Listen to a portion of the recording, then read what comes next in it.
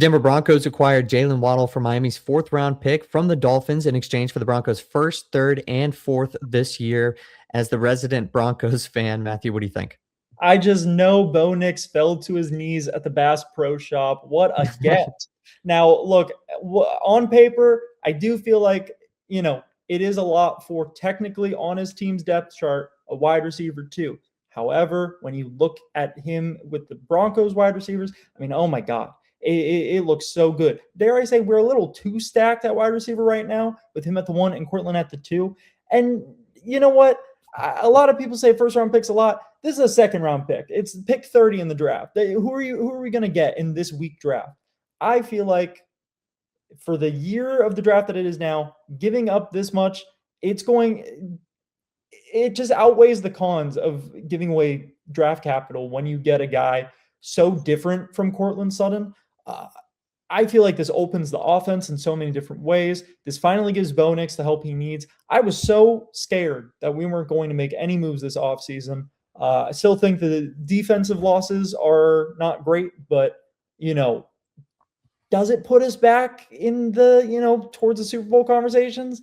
I'm going to be a little biased. I'll knock on wood here on my desk and say, yeah, it kind of does. So I have like competing thoughts here, but I will say like I do agree in a sense that this is just an overall like plus move because you know what you're getting in Jaylen Waddle. Like you got a wide receiver 2, a wide receiver 1, a guy for Bo Nix to throw the ball to, and like you'd imagine that the offense takes another step next year because that was one of the points of emphasis that they wanted to address, and now they've addressed it. Like it's simple as that. But this does feel like a lot, and it's just like you make a good point about the end of the first round, because at least when you take a guy in the first round, or excuse me, you see a lot of teams they opt to move it in the second round, and when you take a guy in the second round, you don't have the 5th-year option and stuff like that you have to deal with long term. So like that's a plus, and I do see what you're saying about being picked 30. Like what kind of value are you getting with it? But like to also give up the third is a little tough. But you do swap fourth, so at the end of the day, it's not that bad. I just have competing thoughts. Like it seems like a lot. Maybe you could have done something else with those picks.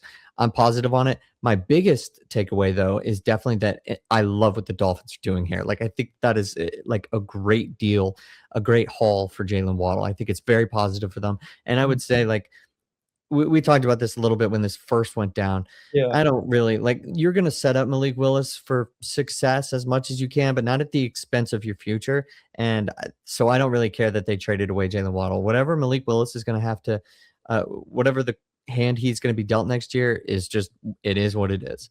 He's just going to have to deal with it. He's going to have to play well. And beyond that, they're not really going to look much further like into how well they can set up Malik Willis. I think they're just looking at how well they can construct a team. Yeah. In the future. We were saying we don't really disagree a lot on some things football, but I think this is the one thing that we might disagree on. Also forgot to mention the Broncos are really not paying much of Waddle's salary, so that is a plus 2. Mm-hmm. But the direction that the Dolphins are going is clearly rebuild, like for sure. So trading away, like it makes sense, right? And obviously a first round pick's a first round pick. With that pick, we could have, I think Sadiq kind of played his way away from that range and stuff, but I still think we need, a linebacker help. I feel like that 30 pick difference now in between picks for the Broncos, like that's going to be a pretty big gap to get a good linebacker. So there are some cons with that for sure. We don't really have a lot of picks to work with because now we need to build like defensive depth. We've lost a lot of defensive depth, but so that's a con. However, if you're Malik Willis, you got to think like, what the hell are you getting yourself into? I mean, I understand this guy is a bridge quarterback, but he's an expensive bridge quarterback. 20 million when you're looking at like, a serviceable quarterback, that's a deal. But when you're looking at a bridge quarterback, I feel like it's a little expensive. He has no one to throw to. He has no, they got Achane, but Achane is he's got to be out the door soon. I just feel like why, if you're starting this rebuild, why invest so much in a unproven quarterback? If you're going to like dedicate your time to a rebuild, like just take a year off and get like, I don't know, trade for Jacoby Brissett or something. He's the designated like no, seriously, he's a No, designated. yeah, I agree. Yeah, it doesn't make any I don't see I see what they're doing, but I feel like they're not doing it in the right way. I hope that somebody in Malik Willis's camp, like, let him know that if you go to the Dolphins instead of maybe any of the other teams that were interested, that this was likely going to happen. Yeah, That if you went to a situation where it feels like you could be a bridge quarterback, then that means you are.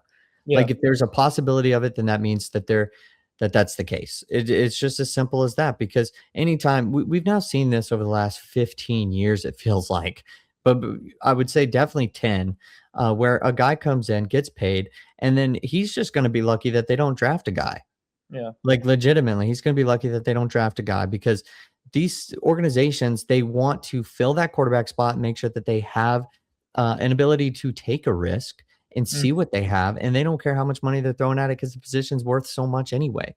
And so they're just gonna do that, and they're gonna see if they fall in love with the quarterback, they're gonna draft him, or if they don't, then they're not exactly gonna set you up for success, because in this day and age, like, they're just gonna want you to be successful without all of the tools. And they'll obviously also grade on a curve too, but they're not interested in winning. So it's just more about performance. And if you perform well and you don't win, then you probably buy yourself even more time than the organization was expecting. If you don't win and you don't play well, then they'll just cut bait and they don't even care, because they probably like the 27 class of quarterbacks pretty much just as well as they like you, or more. You know what I mean? So it's yeah, like, I see what you're saying though. They're setting Malik Willis up, and we definitely agree with that. Like, it just doesn't really make a ton of sense to do that. You probably could have just went with Jacoby Brissett and maybe tried to get somebody else who was like an impact guy. or But Kyler. like, Yeah, yeah, but like, it's tough for me to not like feel bad, but I just feel like we've seen this play out so many times. Like, I remember when like Mike Glennon signed with the Bears, right? Like, and then they went on ahead and drafted Mitchell Trubisky, and he was like, yeah, what are we doing? I thought I was the guy. I thought I was the quarterback. I was going to get my shot after Tampa. And then it was just like, you were so obviously a bridge quarterback. And we saw it with Tyrod Taylor, but I know he like had his whole uh like yeah, issue in week one, but like, still, I just feel like we see it all the time. So hopefully somebody told him that, hey, you're just chasing the money right now. You're not chasing the situation. yeah. And yeah, it's not like I feel bad for him. Obviously, like he's an unproven guy. He doesn't really. I'm not saying he deserves to have like this all-star team built around him, but it's just an odd look that the second they get there, they decide to blow up the offense. But 11 picks in this upcoming draft. Maybe we see them get a rookie or two. They can develop an early connection. Who knows? But yeah, I don't know. I don't like it. It literally only takes a few guys in a Mhm. class. Like, you see it too, and we'll talk about this more when the draft comes around, but 4 seems like a lot, but I'll just throw it out there because they have 11 picks. If you hit on 4, that's franchise changing. If you Yeah. hit on 3, you're a playoff team. If you hit on 2, like, you're going to, I mean, you could, if from the Dolphins position, then like potentially make a run to make the playoffs. So like, anywhere in that range, you can change the trajectory of your franchise and speed up the rebuild. So Yeah. I mean, at the end of the day, if they like their scouting, we'll see. They're probably not going to use all 11 picks, obviously, but they'll acquire capital and they'll try to make it work the best they can, I'm sure.